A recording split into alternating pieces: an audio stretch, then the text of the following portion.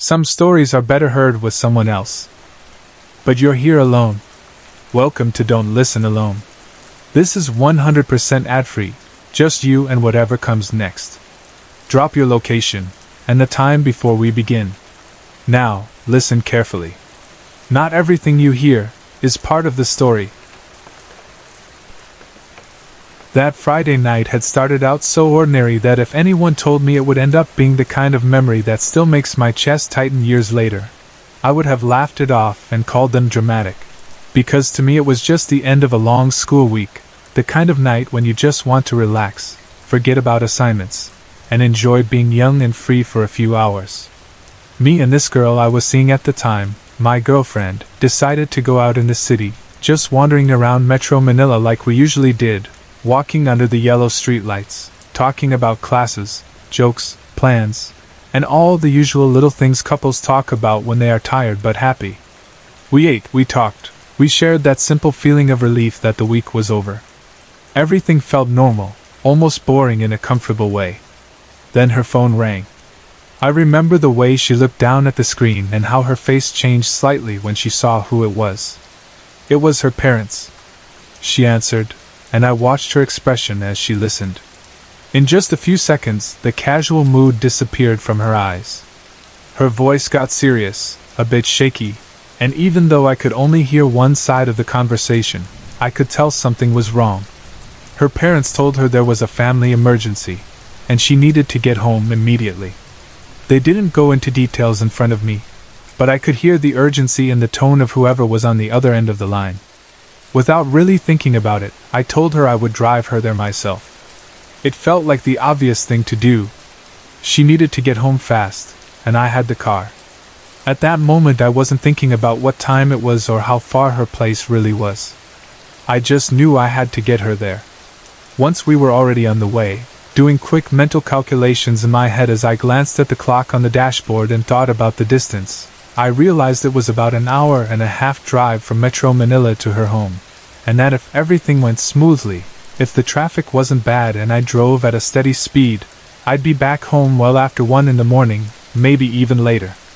Still, it didn't feel like a big deal at the time. I was younger, and driving late at night did not scare me. In fact, a part of me liked the idea of a long quiet drive at night, with fewer cars on the road and nothing but the dark highway ahead. We finally reached her house around midnight.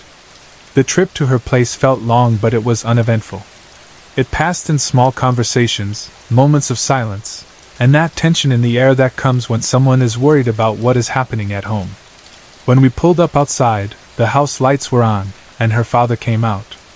We talked for a short while, just a bit of polite small talk. I asked if everything was all right. He gave a vague answer, not really explaining in detail, but making it clear that they had to deal with something personal as a family. They both, my girlfriend and her father, kind of gently suggested that I should probably make my way back home since it was late, and there was nothing more I could really do to help at that moment. I did not feel offended or anything like that. It made sense. It was a family matter, and I was just the guy who made sure she got home safe. So I nodded, said my goodbyes, wished them well, and headed back to my car. As I got behind the wheel again and started the engine, I remember feeling a little tired but awake enough, with that special alertness that comes when you know you have to drive alone at night through mostly empty roads. I pulled out, followed the route back, and soon enough I was on the Northern Luzon Expressway, heading south, trying to retrace my way back to the city. The sky above was dark, that kind of deep black that swallows most of the stars, with only a few distant lights on the horizon from scattered houses or small buildings far away from the expressway. It was the kind of night where the world feels narrower, where your universe shrinks down to what your headlights can reach and what your mirrors reflect behind you. I was going about 60 to 70 miles per hour, just cruising along at a steady speed, not too fast, not too slow, keeping my hands firmly on the steering wheel and my eyes on the road. The thing about driving on a highway at that hour is that you become very aware of every sound. The hum of the engine, the steady rolling of the tires on the asphalt, the occasional rattle inside the car, the low whoosh of the wind outside, all of it blends into a strange kind of quiet music that your brain starts to tune into. At the same time, my senses felt sharper than usual. I noticed every flicker of light in the distance, every faint glimmer of a reflector on the side of the road, every tiny movement in the edge of my vision. There were long stretches where I felt like I was the only person left on that entire road. No cars ahead of me, no cars behind me, not even the glow of red taillights in the far distance. I was literally the only headlights cutting through the darkness. There was something eerie about that, like being in a tunnel of light surrounded on all sides by emptiness. That lonely, slightly uneasy feeling slowly crawled into my chest. I wouldn't say I was terrified, but I was definitely on edge, my awareness raised, my body tense in a quiet way, like it was waiting for something unexpected to happen. And then it did. I can still see it if I close my eyes and allow myself to go back to that moment. 1 second, the road in front of me was empty, a flat gray ribbon lit by my headlights and edged by shadow. The next second, I saw a pair of legs run from the right to the left directly in front of my car. Not a whole person, not a full body, just legs. Skinny legs. They were wearing red shorts and flip-flops, and they suddenly burst into view at the edge of my headlights and crossed my path, moving quickly, the way a person would run across a road if they were trying to beat the car before it passed. Without even having time to think, my body reacted on its own. I swerved slightly, my hands jerking the wheel, and I felt the car skid a little, tires scratching against the surface of the road as the weight shifted. And then I heard it. A bang. A loud, solid impact. The kind of sound that makes your stomach drop, sharp and heavy, the noise of something being hit hard by something going at high speed. In that instant, my mind screamed at me. You just hit someone. There was no question in my mind. I was sure I had just run into a person. I had seen the legs and watched them move in front of my car, and I had felt and heard the impact. The sound of my tires sliding and the car jolting only confirmed it in my head. My heart was pounding so hard I could feel it echoing in my ears. My breathing became shallow, and my hands were trembling on the steering wheel. Somehow, I managed to steer the car to the side of the road and pull over. I shifted into park and just sat there for a moment, frozen, gripping the wheel tightly, staring straight ahead while my mind spun in 100 directions. What do I do? What did I just do? There was a sick, heavy feeling in my chest as reality tried to settle in. I just killed a guy, I thought. That sentence formed clearly in my mind and sat there, choking me. I imagined a body lying crumpled on the road behind me, broken and still, maybe bleeding, maybe already dead or maybe barely alive and needing help. I imagined someone's son, someone's friend, someone who had simply tried to run across the highway and miscalculated the timing. The fear and guilt rushed in all at once. Seconds passed, but they felt like minutes. My brain ran in circles. If I get out, what will I see? What if he's still alive and I'm too late to help him? What if someone sees and blames me? What if I go to jail? But also, how can I just sit here and not check? How can I drive away and pretend nothing happened? That inner conflict lasted for what felt like an eternity, even though it was probably only a short moment. Finally, my conscience pushed me. I told myself that whatever happened, I had to go look. So with my heart racing, my hands still shaking, and my mouth dry, I forced myself to open the door. The moment I stepped out onto the road and felt the night air hit my skin, something inside me shifted. I cannot fully explain it, but it was like walking into a space that did not want me there. I got this very strong, very clear feeling that I did not belong outside of the car at that moment, that I was exposed, vulnerable, and in danger. The hairs on my arms and neck stood up. It was not just fear of what I might see lying on the road. It was a deeper kind of fear, a silent warning that seemed to come from somewhere beyond logic, like my instincts were screaming at me that there was something else out there in the dark that I should not be near. Immediately, that inner voice told me, "Get back in the car and get out of here." It was not a slow thought. It was urgent, loud, and absolute. I did not ignore it. I turned around, almost in a rush, climbed back into the driver's seat, shut the door, and locked it without even thinking. I sat there again for a second, breathing hard, feeling the steering wheel under my hands, feeling the safety of the car's interior around me, thin as it really was. I was shaking so badly that even my legs trembled on the pedals. I did not look back out at the road where I imagined a body might be. I did not look carefully around the car. I just knew that everything in me was telling me to leave. So I put the car into gear and pulled back onto the highway as calmly as I could manage, trying not to floor the gas pedal, trying not to lose control from panic. As the car moved forward, I felt an intense, irrational fear of looking anywhere but straight ahead. I was too scared to glance at the passenger seat next to me, as if I would see someone sitting there who should not be there. I was even more afraid of looking in the rearview mirror, because some part of me was terrified that I might see something in the back seat, some shape, some figure, or even a face I did not recognize staring back at me. It sounds dramatic, but that was honestly how it felt in that moment. The dark interior of the car, the quiet road, the memory of those legs, the sound of the impact, all of it mixed into a kind of paranoia that made every small shadow inside the car feel alive. So I kept my eyes fixed on the road straight ahead, like blinders were on my head. I just drove. My mind was working on overdrive, replaying what had just happened again and again, trying to put it into some kind of order that made sense. I knew what I saw: skinny legs in red shorts and flip-flops, running from right to left. I knew what I heard: a loud bang that felt and sounded like a body hitting the front of a moving car. I knew what I felt: a small skid and jolt that matched the kind of impact you'd expect if you hit something with your bumper or front fender. I also realized slowly that I did not remember seeing any torso or upper body. At first, I tried to explain that to myself by thinking about the range of my headlights. Maybe the upper body was in the shadow, just outside the bright center of the beams. Maybe the angle of the light meant only the legs were clearly visible, and my brain did not catch the rest. That could happen, I told myself. But then I remembered another detail very clearly. I saw those legs go flying off to the left when I hit them. Not just vanish, not just fade away, but fly off, like there was a real mass, a real weight, a real physical thing that had been struck. That image burned itself into my memory. Then another question came up in my mind as I drove. Why would someone be crossing the expressway at that time of night?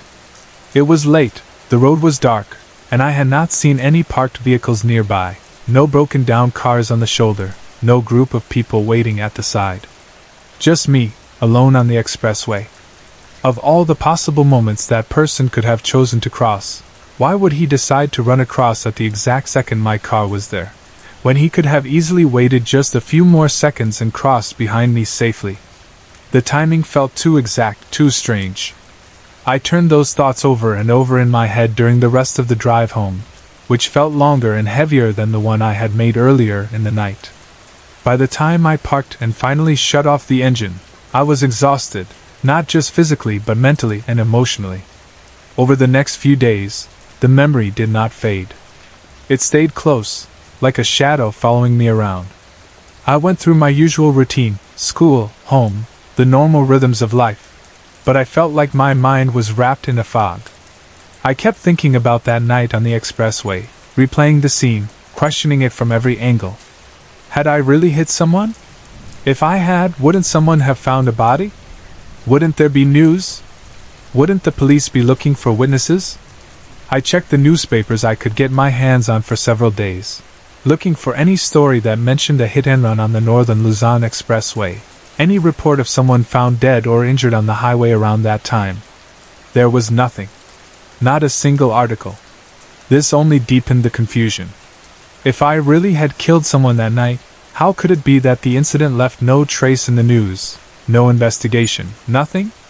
Back then, cell phones and the internet were not like they are now. There was no social media explosion, no quick online search that could instantly tell you everything happening.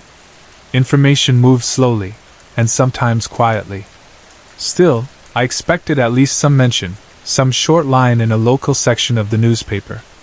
I searched, but my efforts were uneventful. Time went on, and I started sharing the story with a few friends. Some of them listened with serious faces and believed me right away, or at least respected the fact that I knew what I had experienced. Others reacted with skepticism, raising their eyebrows, asking if I was sure I was not just tired, or if maybe it had been an animal or debris instead of a person. One friend, though, said something that stuck with me. He pointed out that if I really had hit a person at that speed, 60 to 70 miles per hour, there should have been some damage to my car. A dented bumper, scratches, blood, something visible. But there was none. My car was completely fine. No new dents, no broken lights, no signs that it had collided with anything at all. That fact, combined with the silence in the news and the strange feeling of danger I got when I stepped out of the car, slowly pushed me toward another possibility that I had not wanted to think about in the beginning. Maybe it was not a living person I had hit. Maybe it was something else. Something that could move like a person, look like a person from the waist down, make a sound like a collision, and still leave no physical mark and no body behind. I do not claim to know for sure what I saw that night. I only know what I experienced: the empty road, the sudden appearance of those legs in red shorts and flip-flops, the impact, the intense fear, the strong feeling that I should not stay outside my car, the lack of damage afterward, and the complete absence of any news about a real accident. All of that together still leaves me with more questions than answers, and every time I remember that lonely drive on the northern Luzon Expressway, I feel the same chill crawl up my spine and the same thought whisper in the back of my mind that maybe I had a brief, terrifying encounter with something that did not belong to the world of the living. It happened on a Sunday that was supposed to be simple and peaceful, the kind of day when families go to church together and then come home to rest, and maybe enjoy a nice dinner because it was also Mother's Day. Me and Aunt Jen had just gotten home from the evening mass, still carrying that quiet feeling you get after church, when we walked into the house and saw something that instantly told us the night was not going to be ordinary at all. My niece, my mom, and my sister were all dressed up as if they were about to go out again, even though it was already late. They were moving around with that hurried, restless energy you only see when something is wrong, not like they were preparing for a celebration but more like they were trying to leave as soon as possible. I remember I still had the smell of church incense in my nose and the sound of the choir in my head when I looked at them and asked, half curious and half confused, "Where are you going?" My niece answered casually at first, like it was nothing. "We're going to go visit Chom Thelma," using our usual short form for aunt, like it was just a normal visit. I frowned a little and checked the time in my head. "At this time of night? It's already 9:30 p.m., you know." "Why so sudden?" I asked again, because it did not make sense. Who suddenly decides to visit a relative that late, with everyone dressed up and serious? That was when I noticed my mom's face properly. She was holding back tears, trying to keep herself busy, and then she grabbed the iPad from the table as if she badly needed to see something. Her voice broke when she spoke, and she did not even look at me at first. "Your Aunt Thelma just passed away," she said, and those few words hit me like someone had suddenly thrown cold water over my whole body. For a second or so I was frozen in place, not because I saw or felt anything supernatural, but because grief has its own way of stopping time. Her smiles, her gentle laughter, the way she would talk softly and make us feel at home whenever we visited her, all of that suddenly rushed into my mind like a movie playing too fast. I remembered her as kind, as simple, as someone who never made her problems heavy for other people. Knowing she was gone, just like that, made everything around me feel heavier. We all felt desolated by her sudden death, and there was this quiet understanding between all of us that from now on, that was how we were going to remember her, not just as someone who died of colon cancer, but as a gentle presence who had once made our lives warmer. They left quickly after that, my mom, my sister, and my niece, driving off to Sampaloc, Manila, where my aunt's wake was going to be held. The car pulled away from the house, and suddenly the place felt too big and too quiet. It was just me, Aunt Jen, and my daughter left at home. The night outside felt still, but not in a peaceful way, more like everything was waiting for something. We were still processing the news, trying to make sense of how someone who had been alive and laughing with us not so long ago could suddenly be gone, when we decided to have our late dinner. It seemed like the simplest thing to do, eat, talk, try to calm ourselves down a bit while we waited for more news from my mom. We sat at the table like we always did, the familiar plates and glasses and food in front of us, and slowly started talking about my aunt. Our usual dinner conversation that night was all about her. We talked about how Chang Thelma had seemed healthy when she last visited our house just a few months back, how she joked with us, how she looked almost normal even though we already knew she was sick. I remember telling Aunt Jen that it felt strange that someone who looked strong could suddenly be gone so fast, and that maybe deep inside, my aunt had been hiding how much pain she really felt so that she wouldn't worry us. The more we talked, the more real her death became, and you could feel the sadness hanging in the air like a heavy curtain. Then, in the middle of that conversation, something small but very strange happened, something that would probably sound simple if you just heard the short version, but in the moment it made my skin crawl. While we were eating, I noticed that Aunt Jen suddenly stopped focusing on our talk. Her eyes shifted and locked onto the window beside the door, and all the color seemed to drain from her face. She stared so hard that I stopped talking and followed her gaze, but from where I was sitting, I did not see anything at first, just the dark outside and the shapes of my mom's plants near the window. Before I could ask what she was looking at, she stood up, her chair scraping against the floor, and walked toward the door with this tense, hesitant movement, like she was trying to be brave but her body was already scared. "Gab? Is that you? Come on in, the door isn't locked," she said as she reached for the knob and opened the front door, her voice sounding half annoyed and half relieved, like she thought it was just my naughty nephew again, trying to scare us like he always did. She expected to see him standing there outside, laughing, getting ready to say, "Boo!" or something, but what she found when she opened the door made her spine tingle and made my heart start beating faster even though I still didn't know what was going on. The porch was empty. The gate was closed. There was no sound of footsteps, no shadow of someone running away, no sign that anybody had been there at all. The only things outside were my mom's plants and the stillness of the night. If Gab or anyone else had come home and tried to peek into the window, we would have heard the steel gate open, because it always squeaks and makes that metal sound when you push it. There had been no sound. Nothing. It was as if whoever or whatever peeped through the window had just vanished. When she realized that there was no one there, I saw her shoulders slump slightly, and her knees almost give in, like she had to pull herself together just to walk back to the table. She looked genuinely shaken, not like someone who was just overreacting or joking. I noticed her hands trembling a bit, and when she sat down again, she looked pale, as if something had pulled all the warmth out of her. I asked her right away, "What? Who is it?" thinking maybe it was a neighbor or maybe she saw something else. She took a breath, still unsettled, and answered, "I saw someone peep through the window. I was only able to see half of its face. I thought it was Gab again trying to scare the hell out of us as he always does. It was still visible as I walked towards the door to check on it, and the creepiest part of it was actually looking back at me as I made my way to the front door." The way she described it made my stomach twist. That detail, that whatever it was did not just peek quickly and hide, but remained there, looking straight at her as she approached, like it knew it was being seen and did not care, was somehow worse than if it had just disappeared quickly. The image of half a face staring from the window, watching her walk closer, settled into my mind even though I had not seen it myself, and I could feel my heart racing. Still, I tried my best to stay calm and upbeat, partly to comfort myself and partly to comfort her. "Maybe it was just your imagination," I said lightly, trying to sound more confident than I felt. "You know, from watching too many horror movies." She snapped back almost immediately. "How can that be? We stopped watching those movies ages ago, remember?" And she was right.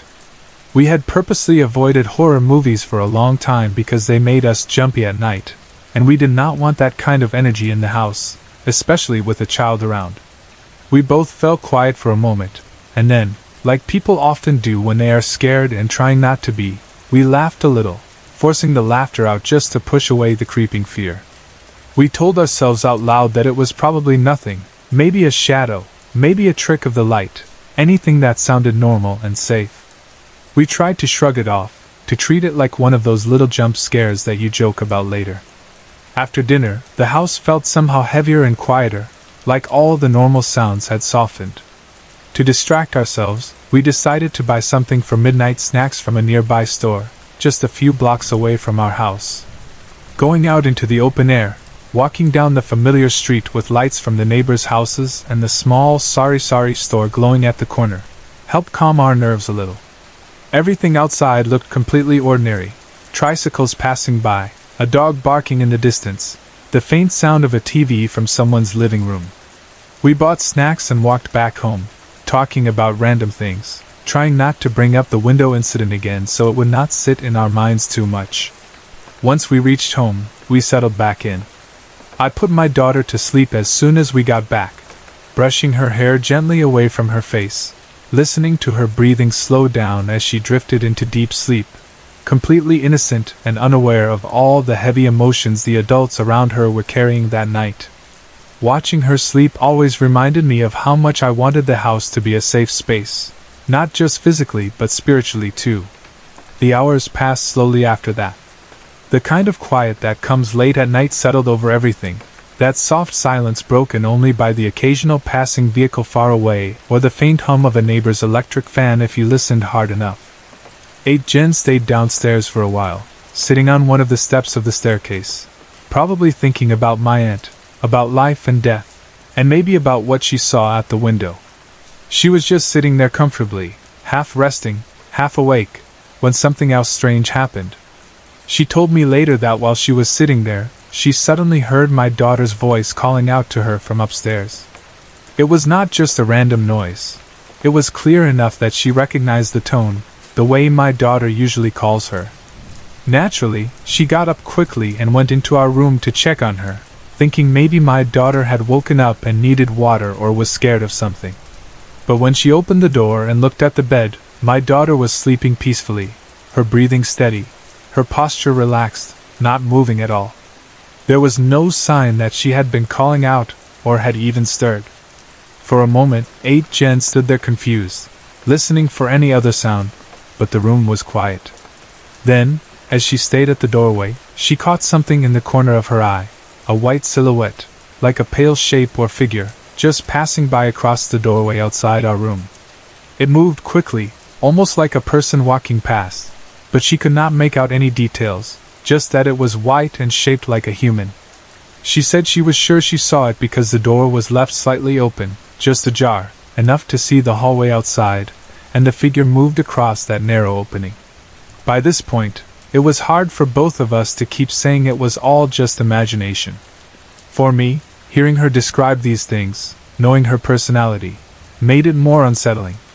8 Jen is not the type to make things up for attention. In fact, she usually tries to ignore anything strange she senses, because she has always been quite sensitive, as we call it, someone with a kind of open third eye who can sometimes hear and see these entities that most people do not notice. Her sensitivity is not something she brags about. It is more like a burden at times, something that makes certain places and situations harder for her than for others. One of the most terrifying experiences she ever had was connected to an accident that took place the previous year, when her husband's best friend drowned at a beach resort in Bulacan. She did not just hear about that incident afterward, she saw it, in a way that went beyond normal sight. She saw how it happened, felt the panic and anger that surrounded the man in his last moments, and because of that, she believed that his spirit was restless and had somehow focused on her. There were times after his death when she felt that he was trying to make his anger felt around her, maybe because she had witnessed his final moments in a way nobody else did. That story is long and heavy in itself, and it is another different story to begin with, but the point is, what she senses is often connected to real events and emotions, not just random shadows. So when she told me about hearing my daughter's voice while the child was definitely asleep, and seeing that white silhouette in the hallway, it added another layer to our strange night. We could not help but connect the timing of everything. My aunt dying on Mother's Day night, my family rushing off to the wake, the sudden appearance of a peeping face at the window that stared back at 8 Jen, and then the sounds and shapes inside the house that did not quite belong. We did not see a clear face and we did not hear any voices introduce themselves, so we could not say for sure who or what it was. Maybe it was my aunt, passing by and checking on us because she had just crossed from life to death and wanted to see her family one more time. Maybe it was a different spirit entirely, one that was simply drawn to the emotions in the house that night. Or maybe it was one of those restless souls that seemed to move from place to place, curious and silent. In the end, we did what people like us always do when we are faced with something we cannot explain. We prayed quietly, we told each other not to be afraid, we avoided talking about it too much in front of my daughter so she would not be scared, and we carried on with the night as best as we could, waiting for my mom to come home with more stories from the wake.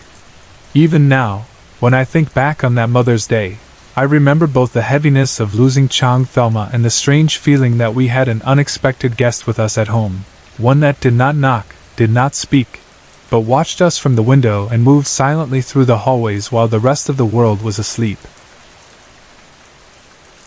When I look back on it now, there's a strange mix of emotions that rises in my chest: sadness for the grandfather I loved, guilt for not believing the stories at first, and a deep, lasting fear from that one night I will never forget.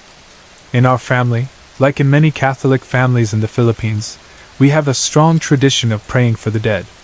When someone passes away, we hold what we call a Pasium, 9 days of novena prayers for the departed soul, starting from the day they die and counting 8 days after that. The old folks always say that during those 9 days, the soul is still near, visiting the places and people it loved, slowly saying goodbye. They say a soul might come back around the 3rd, 7th, or 9th day. Those odd-numbered days are believed to be when the barrier between us and the spirit world is a little thinner. Growing up, I heard this so many times from my mother and older relatives that I could almost recite the explanation myself. They said it in such a serious way, with that tone old people use when they're sharing something sacred and dangerous at the same time. But as a young person, I didn't really take it seriously. I thought it was just one of those things parents and grandparents say to keep traditions alive, a mixture of religion, superstition, and old village stories from long ago. I told myself that there might be some coincidences, maybe some dreams that felt too real, but nothing more. I would nod respectfully when my mother talked about spirits visiting during the Pasium, but inside I was thinking, it's just a story. People only remember what fits the myth. I thought I was being rational and modern. All of that changed in 1978, when my grandfather died. He was my mother's father, and for us he was more than just an old man sitting quietly in a corner. He was the center of every family gathering, the one with the loud laugh and the strong opinions, the one who always smelled faintly of tobacco and old cologne. I called him Papa, like my mother did, and that name alone tells you how close I felt to him. When I was small, he would sit on the wooden bench in front of the house and call me over to share little pieces of roasted corn or tell me stories about the war, about walking long distances when there were no proper roads yet, about ghosts and saints and things in between. Sometimes he scared me, sometimes he made me laugh, but he was always there, solid and real. His death did not feel real at first. One day he was still there, looking a little weak but still himself, and then suddenly he wasn't. The house filled with people, with flowers, with candles, with murmured prayers and whispered conversations. I remember the way the living room was rearranged so that his coffin could be placed in the center, the way all the chairs were pushed aside, the way relatives from far away arrived with tired faces and red eyes. There was food cooking at almost every hour. The smell of boiling coffee mixed with the smell of candles and flowers and the faint scent of formaldehyde from the funeral parlor. It was heavy and sweet and sickening. Every night we prayed the rosary. The Hail Marys and Our Fathers flowed from everyone's lips, sometimes in unison, sometimes in a tired, drowning wave of voices. Children like me usually got sleepy halfway through, but we were still expected to be there, kneeling or sitting quietly. The older people talked a lot in between prayers, sharing stories about Papa, laughing sometimes, crying sometimes. It was strange to see sadness and small bursts of laughter sitting side by side like that, but wakes are always like that in our culture. Death makes people remember, and memories are not always sad. From the first night, some of the older relatives started whispering about the possum, reminding everyone not to be surprised if something happened around the third, seventh, or ninth day. My mother repeated the usual warnings and beliefs that the dead might visit in a dream, that you might hear footsteps, smell a familiar scent, or feel a sudden coldness. She said all this calmly, like it was just part of the routine, and everyone nodded like they had heard it 100 times. I listened, but I told myself silently, it's just how they comfort themselves. It's easier to think the dead are still visiting than to accept that they're gone. The days of the novena blurred together, mornings filled with people coming and going, afternoons with quick naps and small chores, evenings with prayers and food and endless cups of coffee. On some nights I fell asleep with my clothes still smelling of incense and melted candle wax. There was noise almost all the time.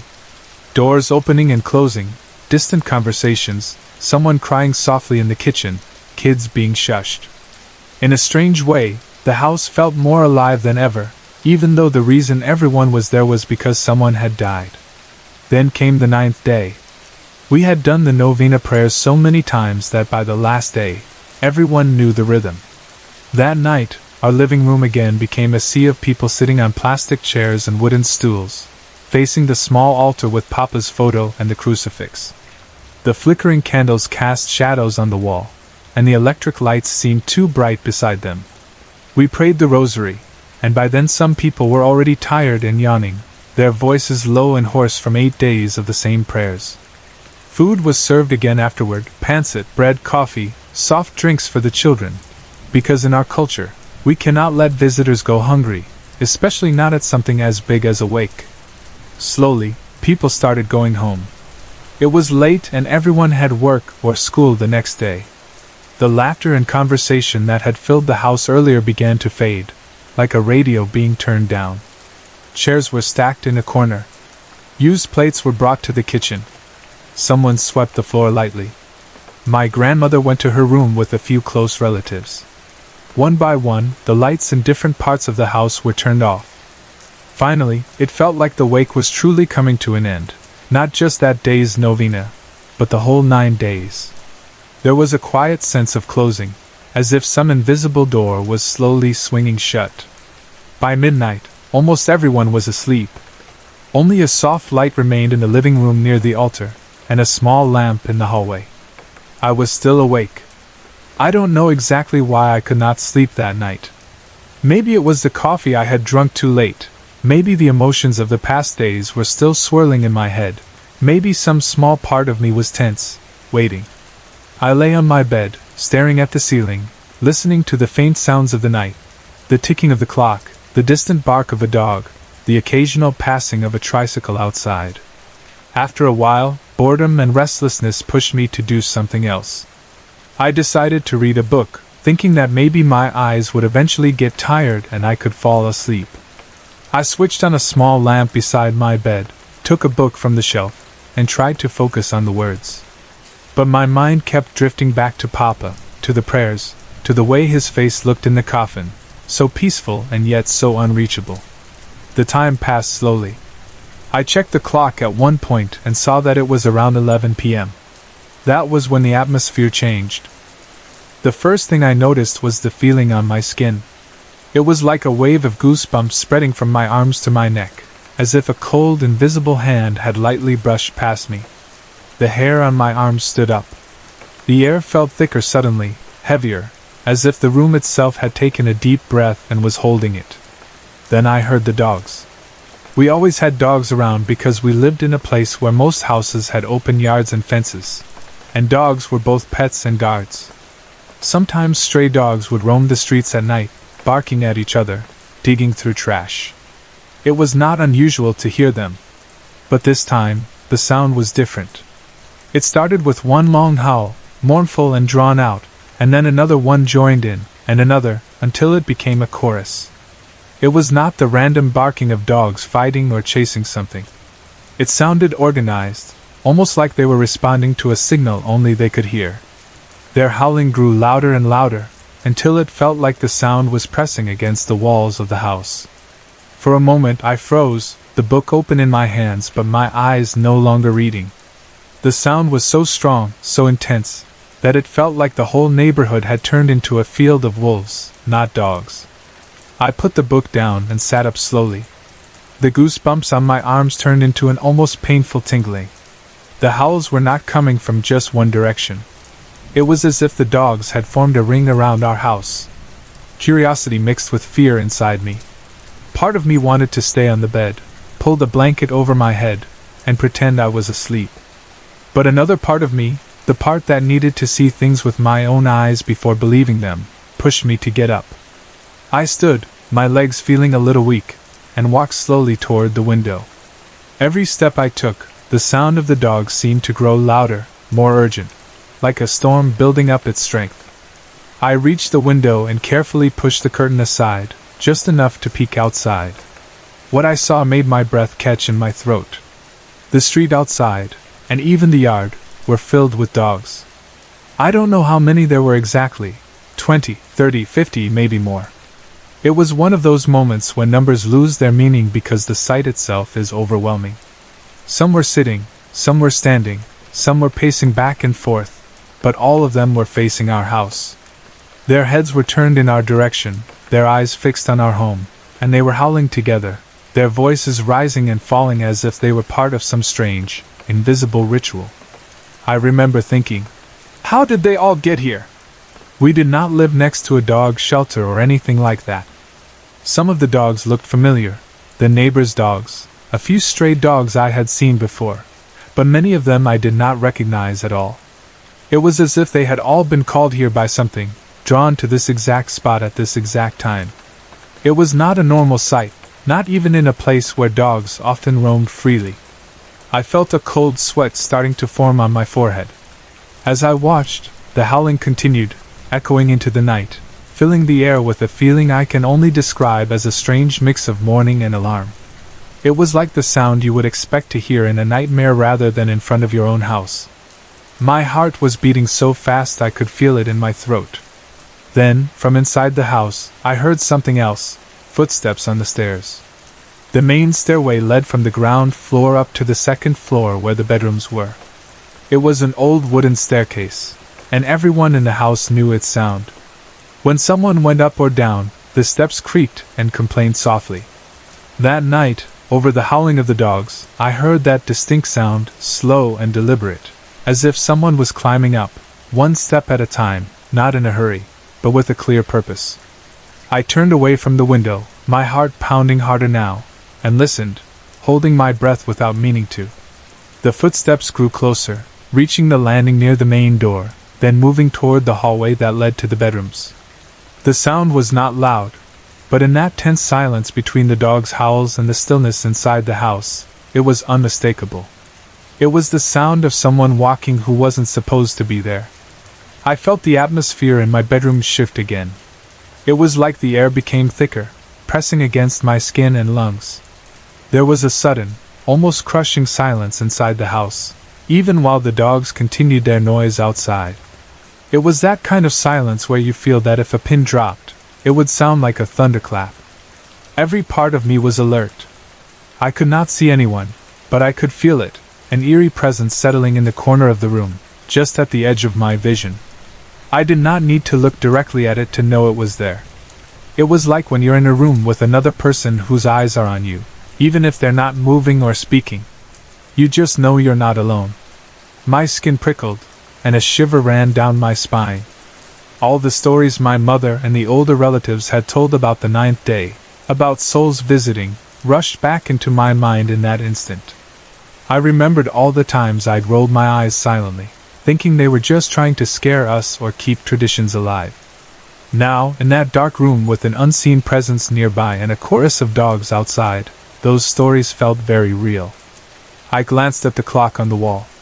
The hands pointed to 11:30 p.m. That was when it hit me fully. It was the 9th day of Papa's novena. The last day of the Passion.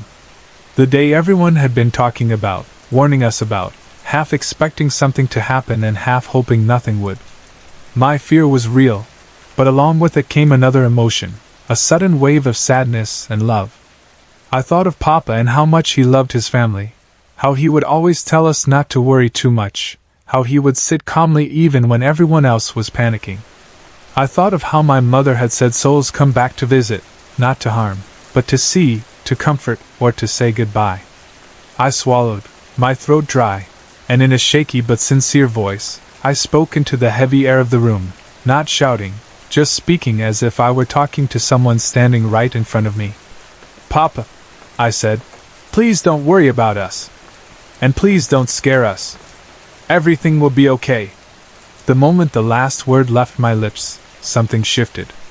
The heavy feeling around me loosened, like a tight grip being released. The invisible pressure in the room faded. The chill on my skin eased slowly, as if a cold breeze had passed through and was now gone. The eerie presence in the corner of the room lifted, like a shadow stepping back into a place where I could no longer sense it. My goosebumps began to settle. And then, from outside, the dogs stopped howling. It was almost instant. One moment they were loud and wild, their voices rolling together like waves on a stormy sea, and the next moment, silence. Maybe one or two gave a final soft bark, or whine, but the chorus was gone, as if someone had given an invisible signal for them to stop. The sudden quiet felt almost as shocking as the earlier noise. My ears rang with the memory of the sound, and for a long second, I just stood there, listening to the absence of it. I don't know how long I stayed like that, standing near the window, breathing slowly, telling myself over and over that it was over. When the full realization finally sank in, that I had just spoken to my dead grandfather and felt something respond, not with words but with a change in the air, with the calming of the dogs, I began to feel scared in a delayed way.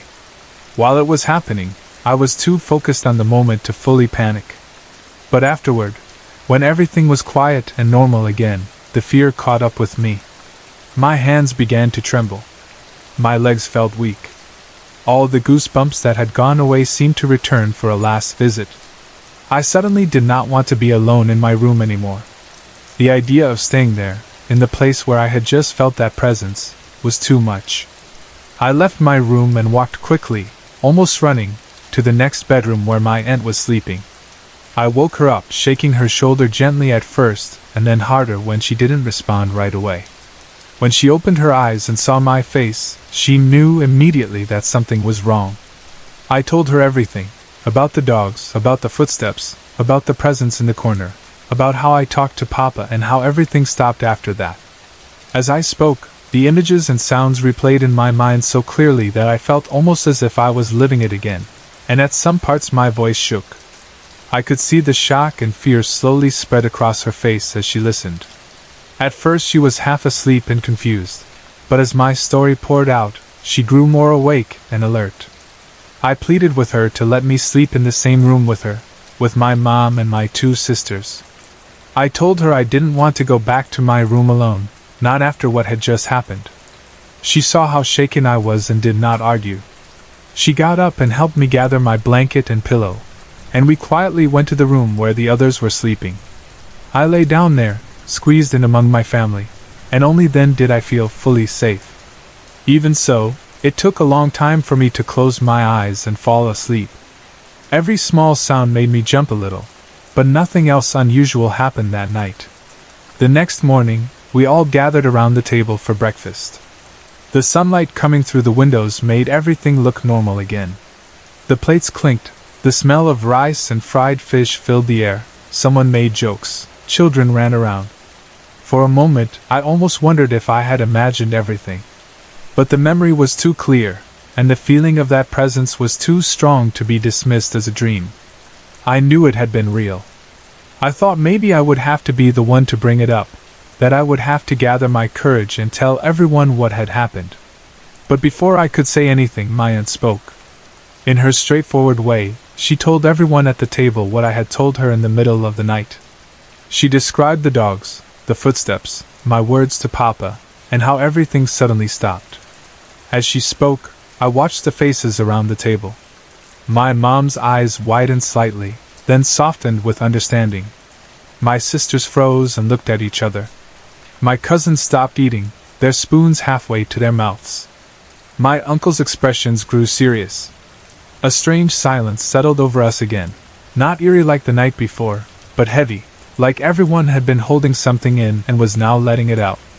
Slowly, one by one, my cousins, uncles, my mother, and my sisters all confessed that they had been awake the whole time during that strange half-hour. They had heard the dogs howling like there were 100 of them.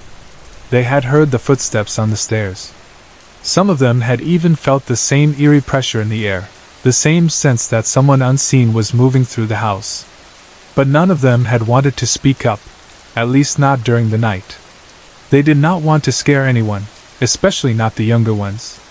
So they decided quietly, each one on their own, that they would wait and see if somebody else would share the experience first. Hearing that made chills run down my spine again, but in a different way. It confirmed that I wasn't alone in what I had felt. I wasn't crazy. I hadn't imagined the sounds or the change in atmosphere. The most intense parts of the experience had happened in my room, yes, but the house itself had been part of it, and everyone inside had been touched by it in one way or another.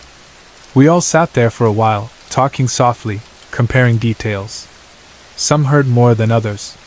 Some had prayed silently in their rooms when the dogs began howling, clutching rosaries under their blankets. Some had wanted to get up and check on the others but were too frightened to move. My mother admitted that she had almost called out Papa's name in her room but stopped herself, not knowing how she would feel if he actually answered. In the end, she just prayed in her heart, asking God to guide his soul and protect us.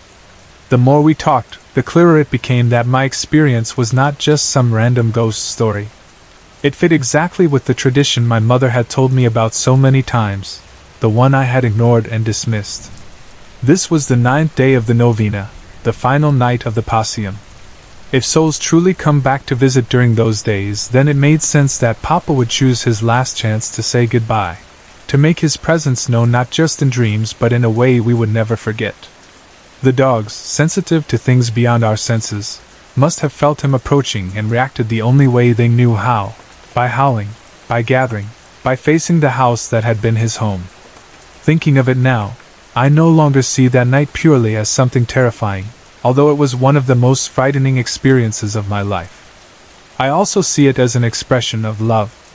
Papa didn't hurt anyone. He didn't throw things around or speak in a frightening voice. He came, he climbed the familiar stairs, he stood in the corner of the room where his grandchild sat awake, and he listened. When I finally spoke to him, I told him not to worry and not to scare us, and it was as if he respected that, as if he understood. He withdrew gently, and the world around us calmed down. Since then, whenever someone talks about Pasium, about souls visiting on the 3rd, 7th, or 9th day, I no longer smile secretly and think it's just superstition. I remember the night when the dogs howled like 100 mourning voices, when footsteps echoed on the stairs of a house full of sleeping relatives, when the air in my room grew heavy with a presence that did not belong to the living. I remember the words I spoke into that thick silence, and the sudden peace that followed. I still don't pretend to understand everything about life and death, about souls and spirits and traditions. Maybe there are logical explanations for some parts of that night. Maybe there are things science might explain one day. But deep inside me, there is a part that no longer needs an explanation. It simply knows that on that 9th night in 1978, my grandfather came home one last time, and I was there to feel it. That experience happened in 2008, back when I was still with my ex-girlfriend, and even though so many years have passed since then, I can still remember that trip to Puerto Galera very clearly because of what we went through in that resort room. It was supposed to be a simple summer vacation, just 3 days and 2 nights where we could relax, enjoy the beach, and forget about stress from work and city life. Puerto Galera is a very popular tourist spot here, especially during summer, so we knew that if we didn't plan carefully, we might end up spending a lot of money on accommodations. That's why, before the trip, we spent hours online searching for a place that fit our budget. We opened so many websites and tabs, comparing prices and pictures, checking if breakfast was included, if the rooms were air-conditioned, if the resort was near the beach, and all those common things people ask about when they're trying to save money but still want to be comfortable. Finally, We found this resort that seemed like such a good deal it almost felt too good to be true. The pictures showed a big roomy place that could accommodate around 8 people, complete with a dining area, a comfortable living room with a plasma TV, full bathroom amenities, and even access to the resort's own swimming pool and bar. When we saw the price listed there, we looked at each other and said, "Suli too," like we had found a hidden gem among so many expensive options. We sent an inquiry, made the reservation, and felt excited, like the trip was already going perfectly even before it started. We didn't really think much when we read that the resort was not exactly beachfront but a few minutes walk away. We told ourselves that it was fine, a little walking exercise would be good for us anyway, and that it was normal for cheaper accommodations to be a bit farther from the main crowded area. The day of the trip finally came. We packed our bags with clothes, toiletries, some snacks, and basic things like a small flashlight and, in my girlfriend's bag, a small pocket Bible she always carried around, not because she was super religious, but because she said it made her feel safe. We rode the bus, then the boat, and the usual route to Puerto Galera that many people take.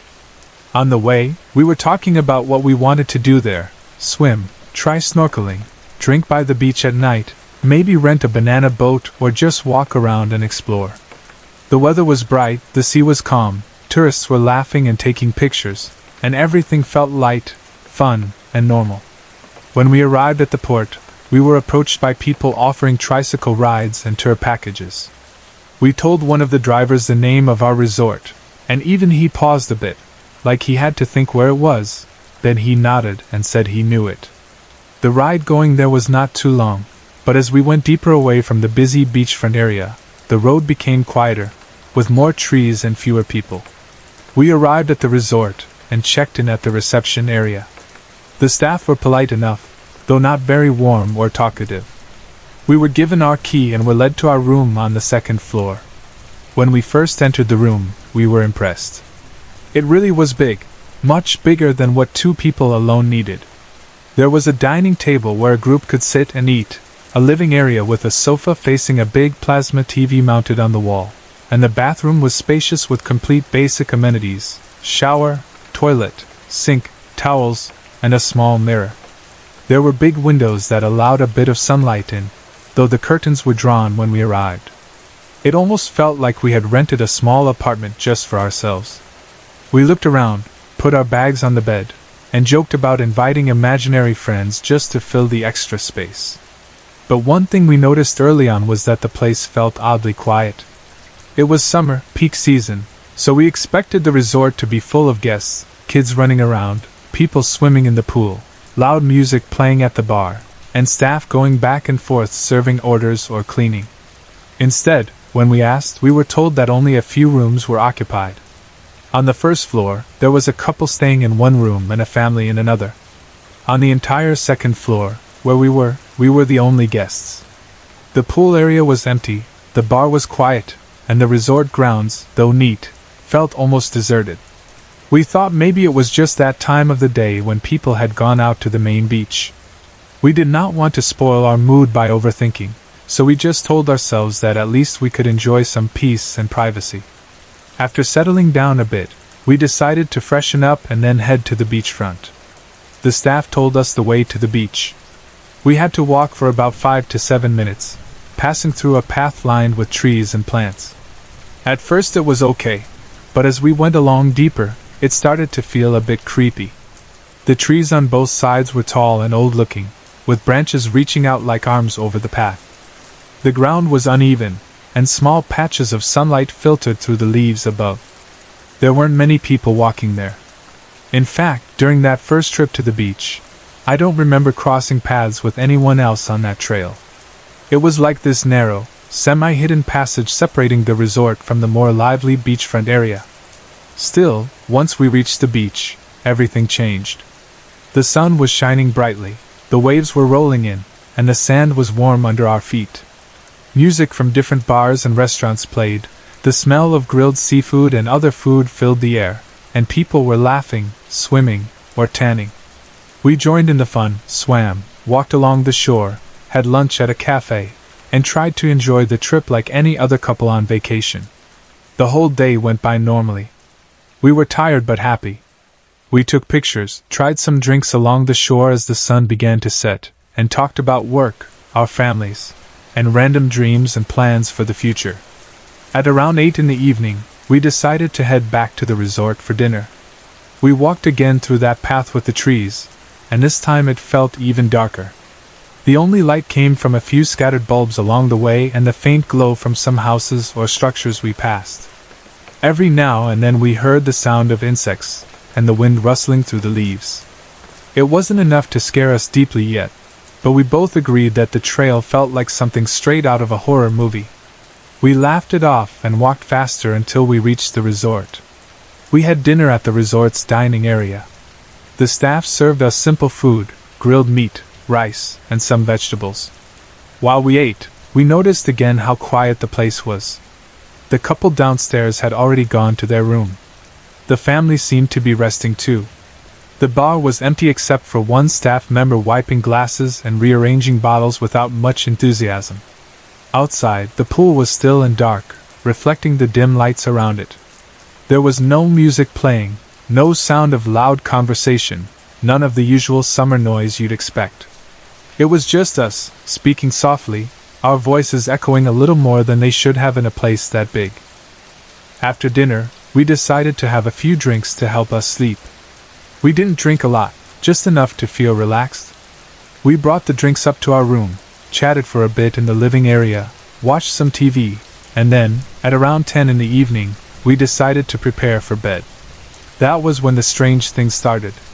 We were moving around the room, turning off some lights and leaving a small one on, brushing our teeth, and laying out our clothes for the next day.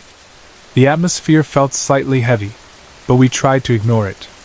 Then, out of nowhere, the bathroom door slowly opened by itself. There was no window in the bathroom that could cause a draft strong enough to move it, and the main windows in the room were closed. We both saw it. The door's handle didn't turn, but the door moved like someone from inside had gently pushed it open. We paused, looked at each other, and tried to find a logical explanation. Maybe the door frame was loose, maybe the floor was uneven, maybe it was just not properly closed. We shrugged it off, trying to convince ourselves that it was nothing, just one of those little random things that happen in old buildings. We checked the door, closed it again, and went back to bed. After a while, we turned off the lights except for a small lamp, said goodnight, and tried to sleep. I don't remember exactly what time I fell asleep, but I know I was tired from swimming and the trip, so sleep came easily even though my mind felt a little unsettled. The room was quiet except for the faint hum of the air conditioner. Then, sometime around 2 in the morning, I woke up to my girlfriend screaming. It wasn't a small, playful scream. It was a real scream of fear, the kind of sound that makes your body jolt awake before your brain fully understands what's happening. I opened my eyes and turned toward her. To my shock, she was halfway off the bed. It was as if something or someone had grabbed her legs and was pulling her off, and the top half of her body was still on the mattress. Her hands were gripping the bedsheet and the edge of the bed, and her face was twisted with fear. Immediately, my instincts kicked in. I grabbed her arms and pulled her back up onto the bed, struggling a bit because my heart was pounding and we were both disoriented. When I finally got her fully back onto the bed, I hugged her tightly and asked her what happened. Breathing hard, voice shaking, she told me that she had been having a dream where 3 hooded figures were trying to pull her away into some dark place. In her dream, she couldn't see their faces, just their shapes and the darkness behind them. They were pulling and pulling, and she was trying to resist, trying to hold on to something. Then she woke up, and when she woke up, she felt something, hands, not hers, grabbing her from under the sheets and pulling her down off the bed. It was not like the usual feeling when you jerk awake from a fall in a dream. She said she really felt fingers on her legs, real pressure on her body, like whoever was in her dream had followed her into the waking world and was trying to continue what they had started. When she realized she was really being pulled, that's when she screamed. Hearing this, I felt a chill run down my spine. I didn't know what to say. I didn't want to tell her it was just a nightmare because I had seen with my own eyes how her body was sliding off the bed in a way that did not look like normal sleep movement. I tried to calm her down, telling her that she was safe now, that I was there, and that nothing would take her away. She clung to me, still trembling. As we sat there trying to compose ourselves, something else happened that made our fear rise again. There was a sudden loud bump against the window. It was strong enough to make the glass shake noticeably. We almost jumped out of our skin. At first we thought maybe it was a bird, but when we looked toward the window, we saw a shape repeatedly hitting the glass, almost as if trying to get in. The silhouette was big, bigger than a normal bird, and the movement was too forceful and too deliberate, like it was focused on our room and not just randomly flying around. The sound of the impact against the window repeated several times over about 10 seconds. Each time it struck, we could see the outline pressing against the glass, but we couldn't make out clear details through the reflection and the poor lighting. There was something unnatural about it, something that didn't match the usual behavior of animals outside at night. It felt like whatever was there was angry or desperate to enter. By this point, both of us were truly terrified. The earlier bathroom door incident, her nightmare of the 3 hooded figures, the feeling of hands pulling her from under the sheets, and now something, or someone, trying to get in through the window, all happening in one night, in a quiet resort where we were almost alone on the 2nd floor, was too much. The room felt suffocating. The air that was cool a while ago felt heavy and thick, filled with a kind of dread that is hard to explain. We didn't know what was going on, whether it was one entity or many, whether it was connected to the land, the room, or us. No logical explanation seemed enough anymore. That was when my ex-girlfriend reached for the small pocket Bible in her bag. Her hands were shaking as she took it out, but she held it firmly once it was in her grip. She told me to pray with her. We opened it, though in that moment I remember we weren't really reading specific verses. Our minds were too clouded with fear to focus on small text. Instead, we decided to say the prayers we had memorized since childhood. We began with the Lord's Prayer.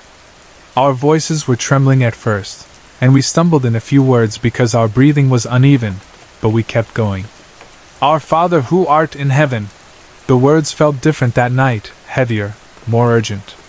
It wasn't like the usual quick, automatic prayers people say out of habit. Every line felt like a plea, every word like a shield we were trying to hold up against something invisible and threatening. As we prayed, that feeling of being watched grew stronger for a moment, as if something in the room was aware of what we were doing and didn't like it. While we were in the middle of the prayer, the bathroom door, which we had closed earlier, suddenly opened again and then shut by itself. The sound of it swinging and then closing echoed in the room in a way that made the hair on my arms stand up. It felt like some kind of response, like whatever was there was trying to show us that we weren't the ones in control. For a second, the dread inside me almost made me want to stop praying because I was afraid that saying those words would anger it more. But we both knew there was nothing else to hold on to at that moment. We were alone in that room, isolated from the other guests, with no one else to call. The night was deep, and the path to the beach was too dark and creepy for us to even consider running out blindly. So we kept praying, clinging tightly to each other and to the words we were reciting. We reached the end of the Lord's Prayer, our voices a little stronger now. For thine is the kingdom, and the power, and the glory, forever and ever. Amen. The moment we finished that, Amen, something shifted in the atmosphere. It was as if a heavy blanket had been lifted off our shoulders. The thick dread that had pressed on our chests started to loosen. The feeling of being watched faded slowly, like a pair of eyes looking away. The room still looked the same furniture, same dim light, same closed curtain, but the energy inside it was different. It felt lighter, calmer. The invisible weight that had been sitting with us on the bed seemed to step back or disappear completely. For the first time since our quiet dinner, the air felt breathable again. We sat there in silence for a while, listening. The room was quiet, the window no longer being hit by anything, the bathroom door staying still. Somewhere outside, we could hear faint noises from far-off crickets, and maybe a dog barking in the distance, normal night sounds that suddenly felt comforting compared to what we had just experienced. We looked at each other, and shared a look of exhausted relief. We did not talk much about it in that moment because our minds were too tired and our bodies were drained from the fear. Eventually, we decided to keep a small light on and try to rest. It wasn't easy. Every small sound made us flinch. Every slight creak of the building made our hearts race again. But slowly, as time passed, our eyelids grew heavy, and finally we managed to fall asleep, our bodies giving in to fatigue. When dawn broke, the sunlight coming in through the curtains painted the room with a soft glow. Everything looked normal again, almost as if the previous night had been a bad dream. But we knew it had not been just a dream. We remembered the bathroom door opening and closing, the strange way her body had been dragged off the bed, the bumping on the window that felt too deliberate, and the way the whole atmosphere changed when we prayed. We did not even want to shower in that bathroom right away. We just grabbed our things and hurried outside, leaving the room as soon as we could. The moment we stepped out and walked back to the beach, feeling the warmth of the morning sun and seeing other tourists already up and moving around, we both felt safer. We spent most of that day at the beach, almost avoiding the resort itself. We swam, walked, ate, talked, and tried to act normal, but the memory of the previous night hung in the back of our minds like a shadow. We agreed not to tell the resort staff about it because we felt they either wouldn't believe us or would give some half-hearted explanation. Maybe we also didn't want to hear if they confirmed that strange things really did happen there. For the rest of our stay, we made sure to pray before sleeping, to keep lights on, and to not think too hard about the silent hallways and empty pool area. On the surface, it was just another short summer trip to Puerto Galera, but for us, that room in that quiet resort became one of those places that you never forget, not because of how cheap or spacious it was, but because of what you felt when the sun went down, the lights were off, and something unseen decided to make its presence known. I don't remember many things about my grandfather because he died when I was still very young, in first grade, but there is one memory of him that has stayed with me all these years. It feels like this one memory is glued inside my mind, and no matter how much time passes, it never fades. Sometimes, when I think about my childhood, this scene comes back so clearly that it almost feels like I am there again, a little child lying between my grandparents, listening to the sounds of the night. I have never really told anyone this story before, maybe because it felt strange, maybe because I was scared people would think it was just childish imagination. But even after more than 20 years, I still believe that what I saw that night was real. My grandfather was a carpenter, and to me he was almost like a hero. I admired him so much. As a child, I loved watching him work. He had all kinds of tools, big and small, some heavy, some shiny, some I was not even allowed to touch. I remember the smell of wood in the air whenever he was working, that warm, dusty, comforting smell that filled the yard and sometimes even reached inside the house. The sound of his hammer, the scratching of his saw, and the tapping of nails into wood became a kind of background music to my childhood. When he worked, he always looked serious and focused, and I wondered how he could turn simple pieces of wood into something strong and useful, like a table, a chair, or even a house. Because I admired him so much, I would secretly play with his tools when he was not around. I knew I was not really supposed to do that, but the temptation was too strong. I would pick up a small hammer or measuring tape and pretend I was building something important. In my young mind, I imagined that one day I would grow up and be just like him. I thought that being a carpenter was the coolest thing in the world, because it looked like magic to me.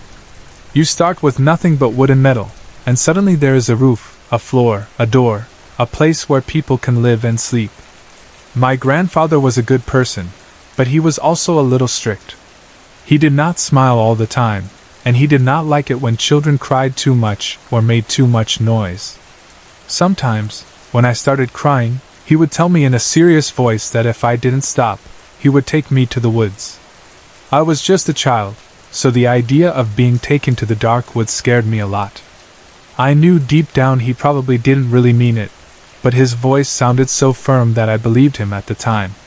Because of that, I both loved and feared him. He was my idol, but I also tried not to make him angry. Next to our house, on the left side, there was an empty piece of land, a vacant lot that nobody was really using for anything.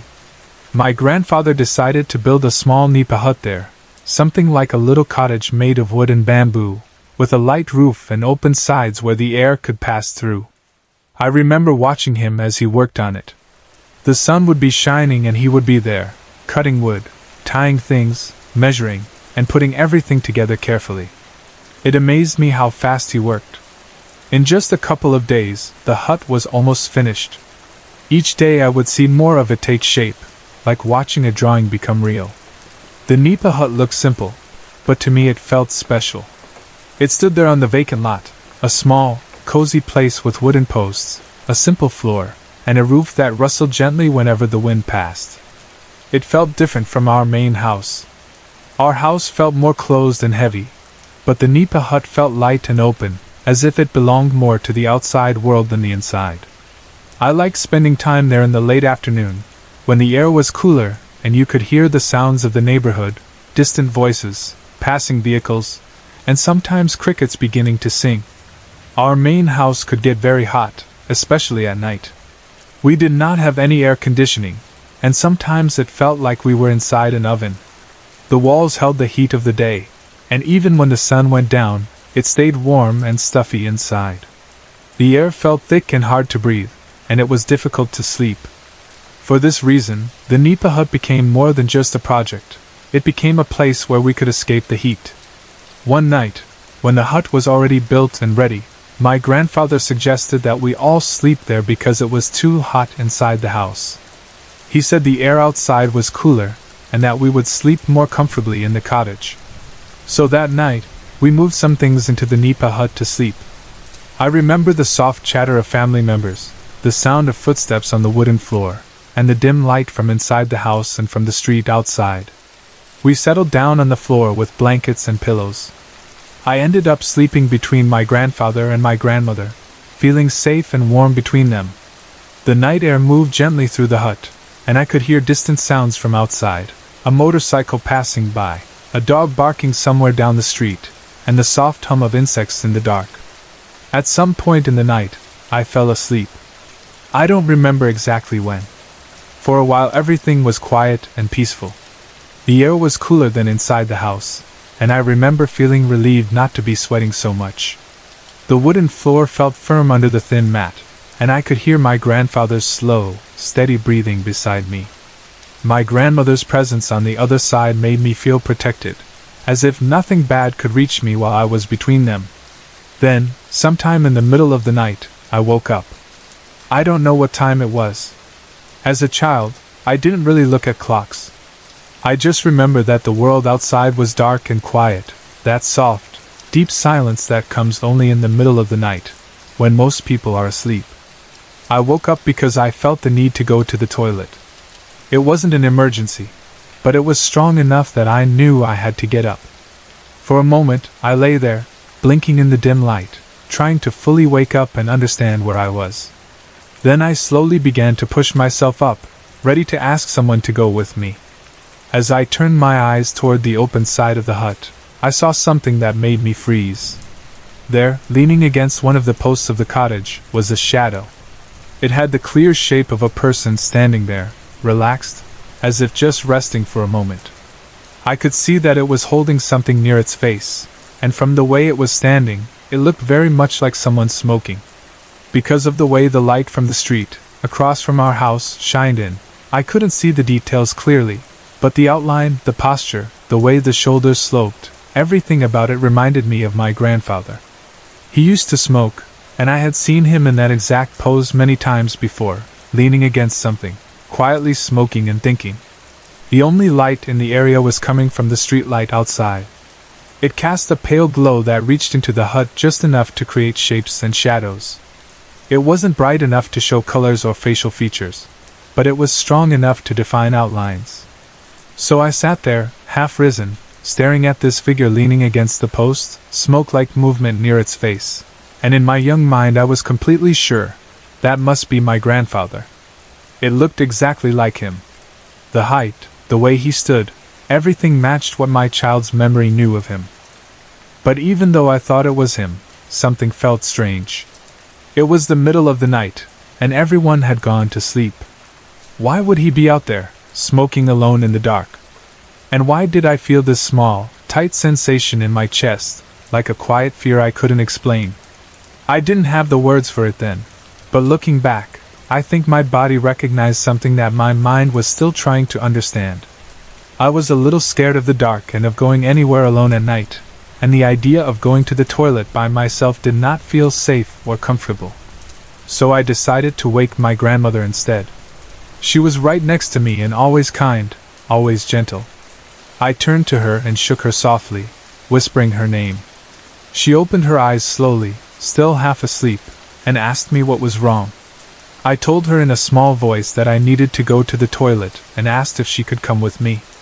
She looked very sleepy and tired.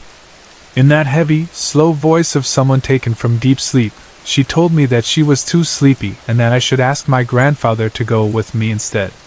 This made sense to her. He was the other adult next to me. But her suggestion confused me. I remember saying something like, "Grandfather is out there smoking. I don't want to disturb him." In my mind, it was simple. He was standing by the post, and I didn't want to bother him or make him stop what he was doing. My grandmother frowned slightly in the dim light, as if trying to understand what I was saying.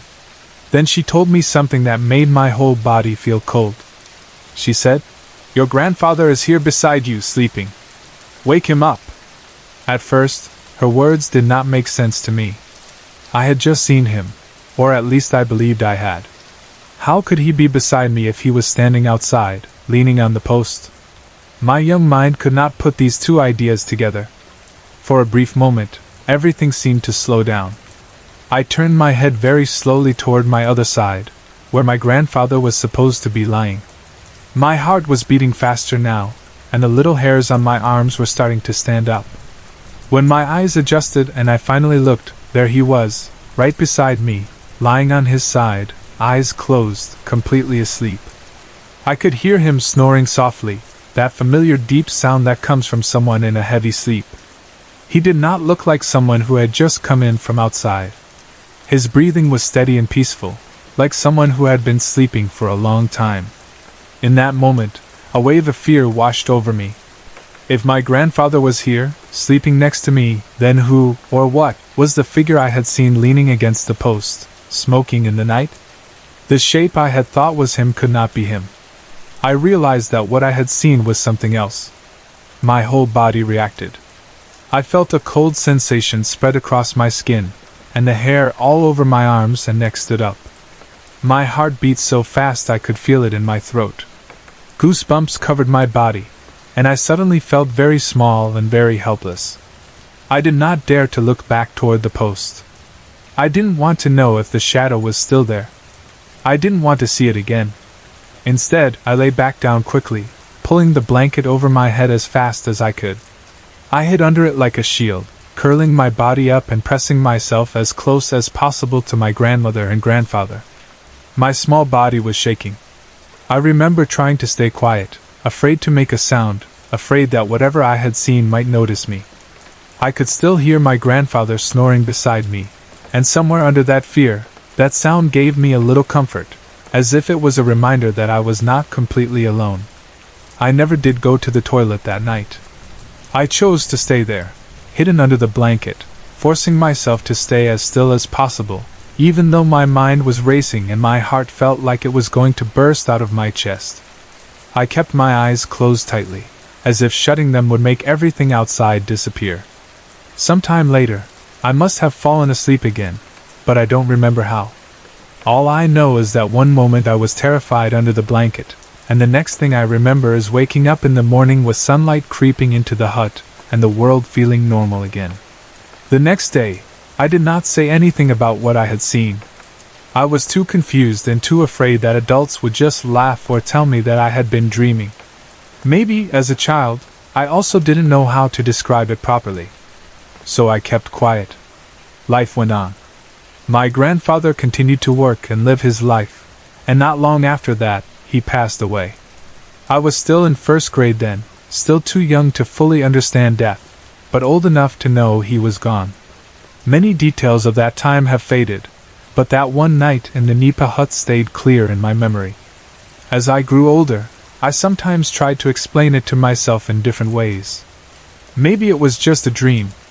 Maybe I woke up and was still half asleep, and my mind created that image.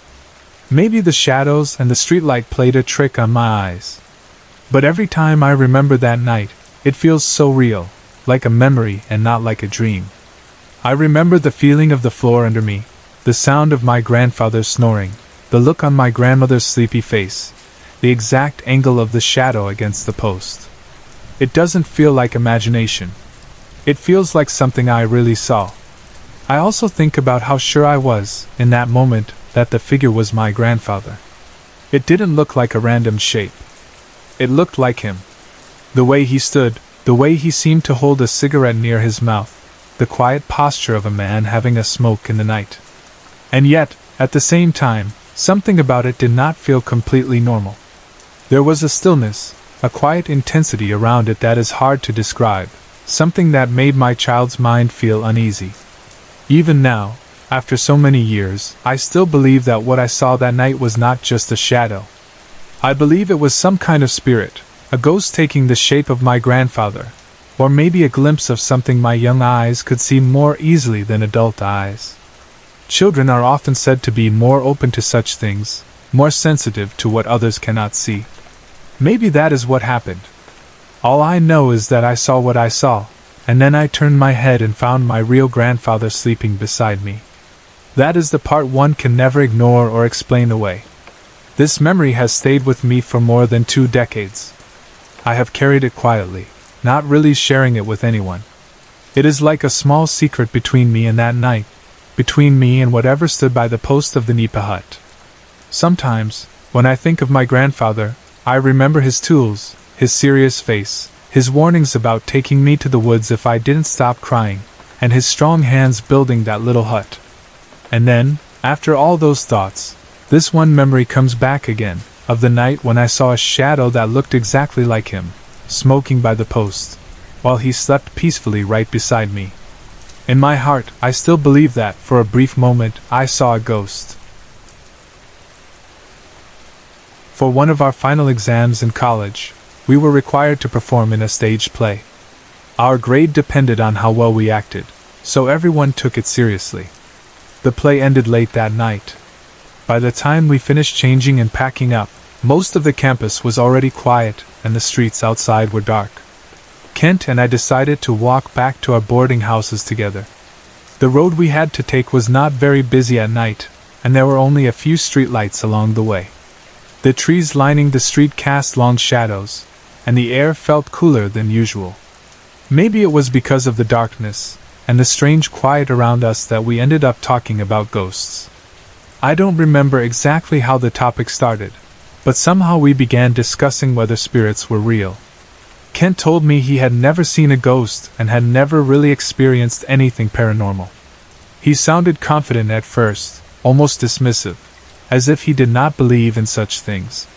But then he paused and said there was one experience from his childhood that he still could not explain. It was not exactly a ghost story, he said, but it was something that had confused him for years. I am sharing his story now because recently I came across several accounts from people who claim to have seen angels or guardian figures, and that immediately reminded me of what Kent told me that night. It has been many years since that conversation, and I may not remember every small detail exactly as he told it. After all, it was his experience, not mine.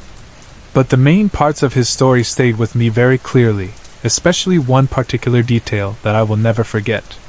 Kent told me that this happened when he was still in elementary school. At that time, although we were studying in Davos City, his hometown was Tagum, where he had spent most of his childhood. He said that one night, while he was sleeping in his room at home, he suddenly woke up. He described it as if someone had pulled him out of his dream. It was not like a normal awakening. He did not slowly drift from sleep to consciousness. Instead, he felt as if he had been summoned, as if something had called him back from wherever his mind had been. When he opened his eyes, he knew he was awake. He could see his room, or at least the parts of it that were visible in the dim light. But something was wrong. He could not move. He tried to lift his arm, but it would not respond. He tried to turn his head, but it felt heavy and fixed in place. He even tried to speak, but no sound came out. He told me that it felt as if his whole body had been tightly bound, like he was tied down. He could feel his heart beating faster, and a strange awareness settled over him. He knew he was not dreaming anymore, but he also knew that he was not in control of his body. He also said that he had a strong feeling that he was not alone in the room. He could not see anyone at first, but there was a presence, a sense that something else was there with him. It was not just the normal feeling of being in your own room at night. It was heavier than that. He described it as an awareness that pressed against him, something unseen but undeniable. Listening to him that night, I remember thinking that it sounded like sleep paralysis. But the next part of his story is what made it impossible for me to forget. Only a few seconds after he realized he could not move, something happened that shocked him completely. Fire erupted around his bed. Flames suddenly surrounded him, rising up from the floor and curling around the sides of his mattress. He said the fire did not burn him, at least not in the way normal fire would. He did not feel the intense heat you would expect, but the sight of it terrified him. What made it even stranger was that the flames were not orange or yellow like ordinary fire. They were black. Completely black. He said the fire looked like darkness itself had taken the shape of flames. It flickered and moved like real fire, but it was deep black, as if light could not touch it. That detail stayed with me even after all these years. Black fire. It is something I had never heard of before, and I have never heard of since. He felt panic rising inside him. He could not understand how such a thing could be happening in his own bedroom. He was just a child at the time, and suddenly his bed was surrounded by black flames. He tried again to move, but his body remained frozen. All he could do was watch. He told me that in that moment he desperately wished himself awake, hoping that this was only a nightmare. He kept thinking, this has to be a dream, this cannot be real. He focused all his thoughts on waking up, trying to force himself out of whatever state he was in. Then, while the black fire continued to surround him, he noticed someone standing beside his bed. He said the figure was a boy, about the same age as he was at that time. The boy had glowing fair skin and golden hair.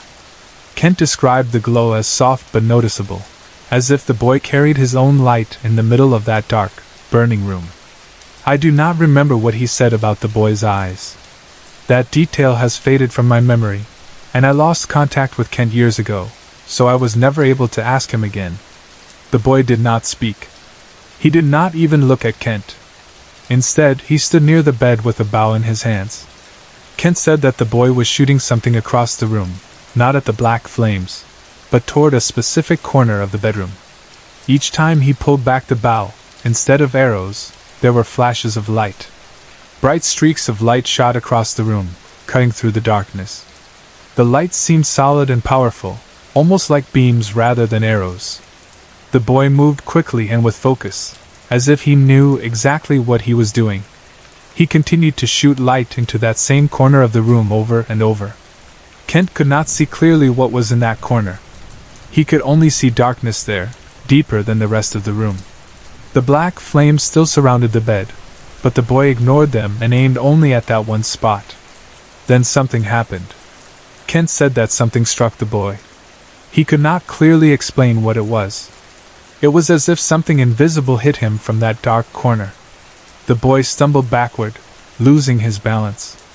Kent watched as the glowing figure tumbled away from the side of his bed.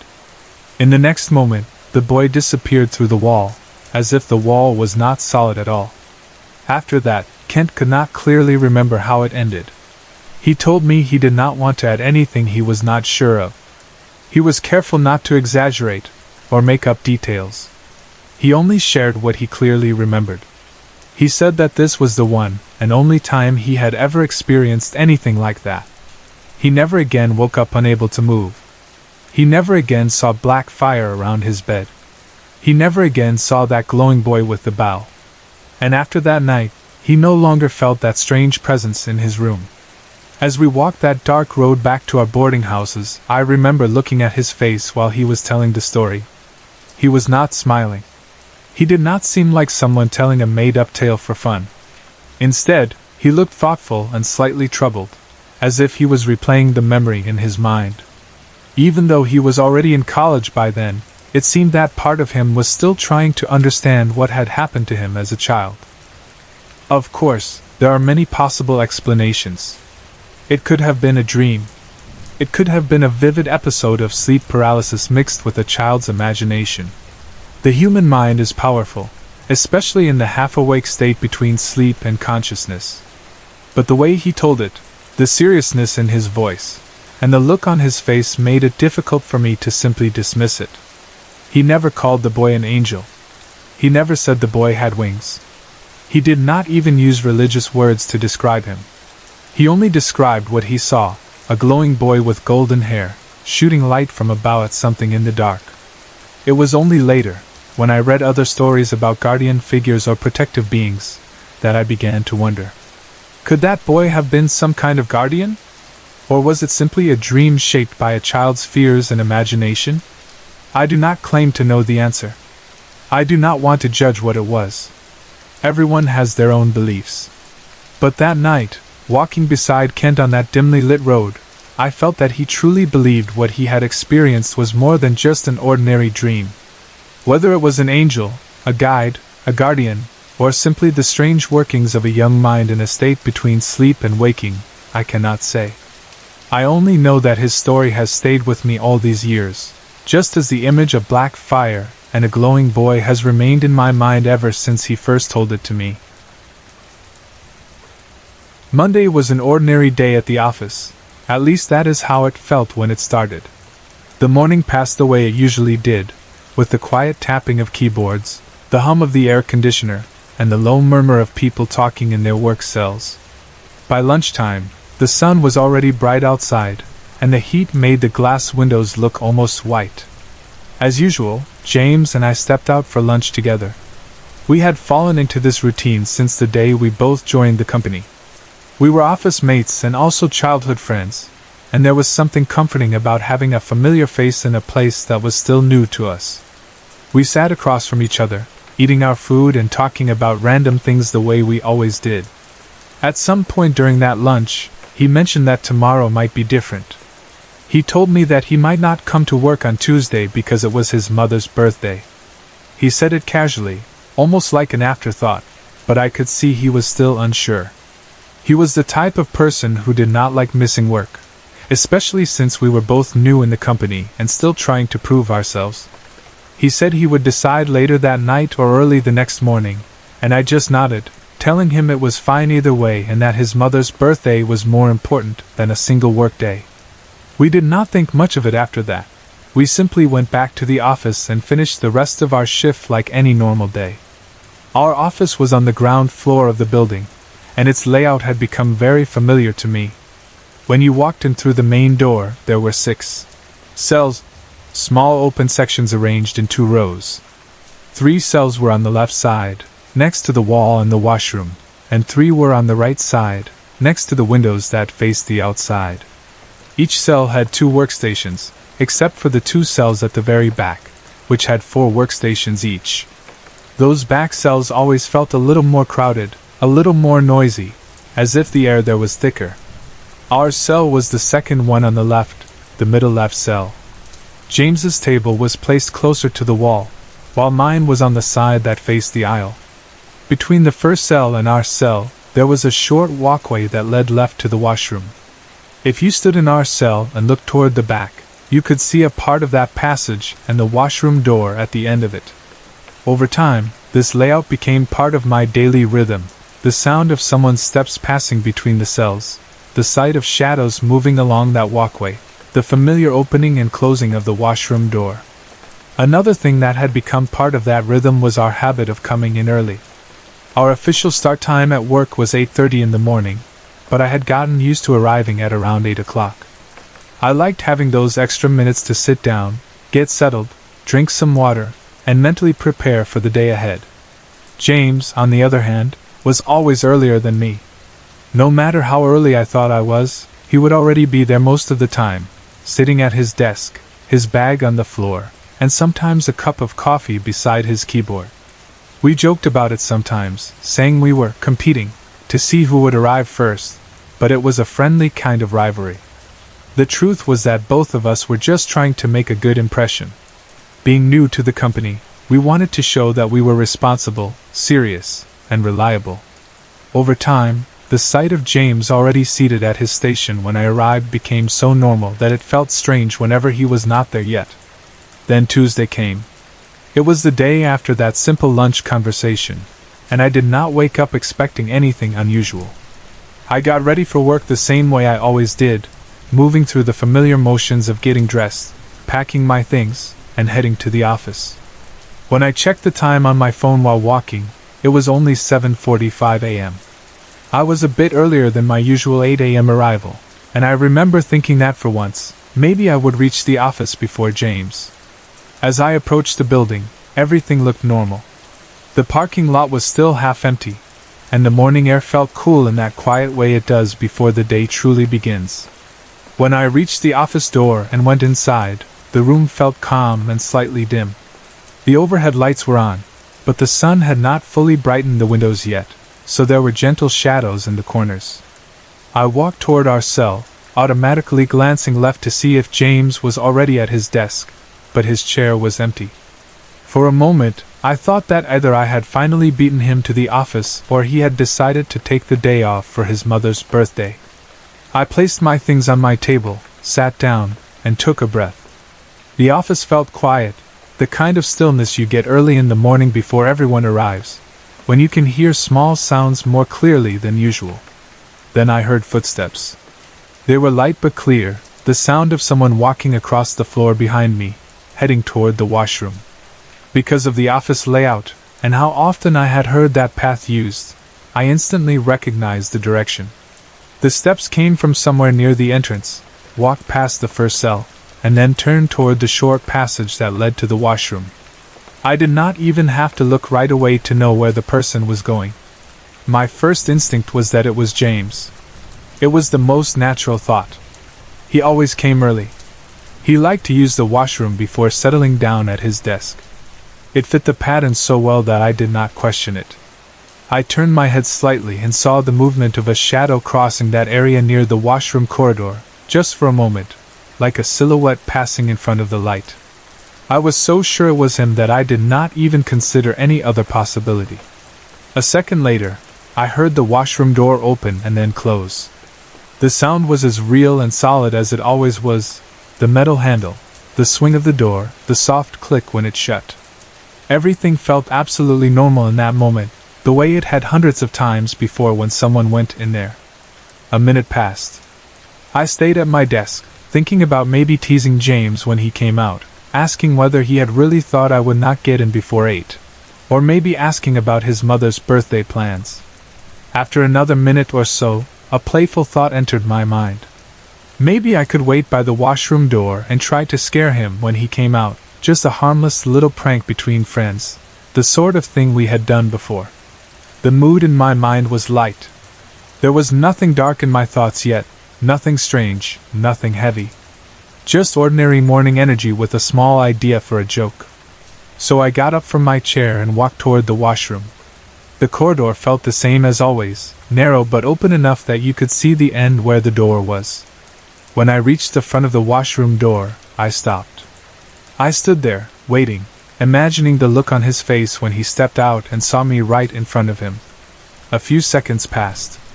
Then a minute. Then another minute. At first, I thought he might just be taking his time, maybe washing his face or using the toilet. 5 minutes passed. For some reason, those 5 minutes felt longer than they should have. I started to feel a little silly, standing there like that, waiting for someone to come out so I could scare them. Finally, I decided to just go inside, maybe catch him in the middle of washing his hands and laugh about it later. I pushed the door open and stepped inside the washroom. The air inside was cool and smelled faintly of cleaning products the way it always did in the morning. The lights were on, bright and clear. I glanced quickly at the sinks, then at the cubicles. Everything was empty. There was no one there. The stalls were all open. No sound of water running. No footsteps. No James. For a moment, my mind refused to accept what I was seeing. It felt like my thoughts hit a wall and bounced back. I was sure he had gone inside. I had heard the footsteps. I had seen the shadow. I had heard the door open and close. I had been standing near the door for several minutes, and I had not heard it open again before I went in. There was simply no way, in my mind, for him to have left without me noticing. And yet the washroom was completely empty. I slowly walked back out into the corridor, feeling more confused than scared at that time. As soon as I stepped outside the washroom, I froze. Right in front of me, only a short distance away, standing in the passage and looking straight into my eyes, was James. He was just there, as if he had been waiting for me to come out. The sight of him made my heart jump for a second because for a split moment I felt like I was seeing something impossible. I was so sure he was still inside. I tried to calm myself by thinking that maybe I had just misheard, that maybe the footsteps and the door earlier had been someone else, and that James had only just arrived now. I greeted him, forcing my voice to sound normal, and said, "Good morning." He looked at me and answered with a simple, "Hey," but something about his voice was wrong. Instead of sounding like his usual self, light and a little playful, his voice sounded strange, almost like the voice of an old woman coming out of his mouth. The tone was a bit rough, and the pitch felt wrong for him. It was like hearing something familiar mixed with something completely out of place. Before I could say anything else or even react properly, he rushed past me and went into the washroom. The movement happened quickly, like he wanted to avoid conversation. The door opened and closed again, the sound echoing in that small space. I stood there for a moment, trying to make sense of what I had just heard and seen. I told myself that maybe I was just imagining things, that maybe his voice sounded strange because of the echo in the corridor or because my mind was still waking up. A few seconds later, I decided to follow him inside. I wanted to ask him if he had decided to take the day off for his mother's birthday, and I also wanted to shake off the odd feeling I had. So I opened the washroom door again and stepped inside. Just like before, the space was bright and clean. The familiar sinks were empty. The stalls were open. The light hummed quietly above me. And once again, there was no one there. This time, the realization did not come slowly. It hit me all at once. I hadn't gone far away from the door before going back in. I had been standing in that small stretch between the cells and the washroom, and I knew that no one had passed me to leave.